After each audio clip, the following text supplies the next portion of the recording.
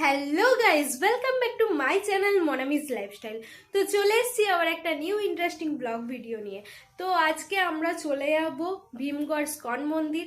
তো ওখানে আজকে সারা দিনটা কাটাবার প্ল্যান আছে, তো দেখতে থাকো।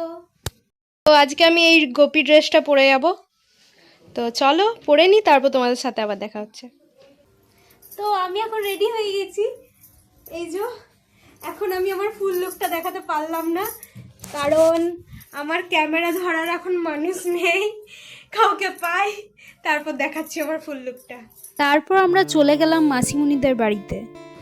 তো আমরা আর মাসিমণি, বুবাই, মা, বাপি সবাই মিলে এখন আমরা চলে যাচ্ছি।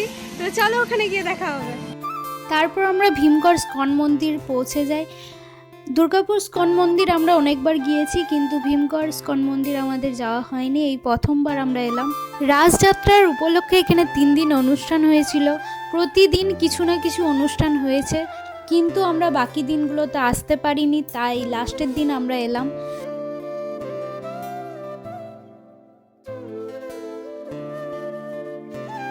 প্রথমে আমরা মন্দিরে গিয়ে ভগবানের দর্শন করে নিলাম।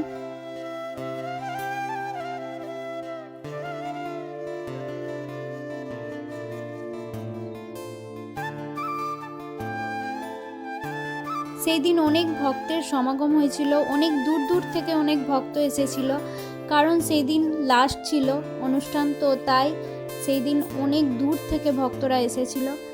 তারপর বুবাই আর আমি বসে বসে অনুষ্ঠান দেখছিলাম, আর মারা অন্যদিকে বসেছিল।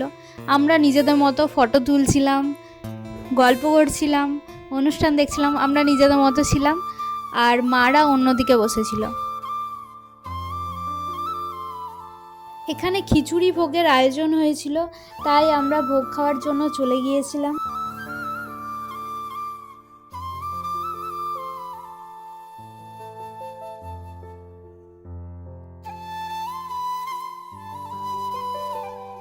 তারপর ভোগ খাওয়ার পর আমরা চলে গিয়েছিলাম মাসিমণির বাড়িতে। তো আমি এখন মাসিমণিদের বাড়ি চলে এসেছি, আর এখানে খানিকক্ষণ একটু রেস্ট নেবো, তারপর চলে যাবো কলেজে। এখন 4:30 বাজছে বিকালবেলায়, তো ঘুমিয়ে পড়েছিলাম মাসিমণির বাড়িতে। তারপর এখন উঠে পড়েছি, আর উঠেই আমরা খেয়ে নিচ্ছি। খাওয়া দাওয়ার পর আমরা বেরিয়ে যাই, তারপর কলোনি যাওয়ার জন্য। টাটা।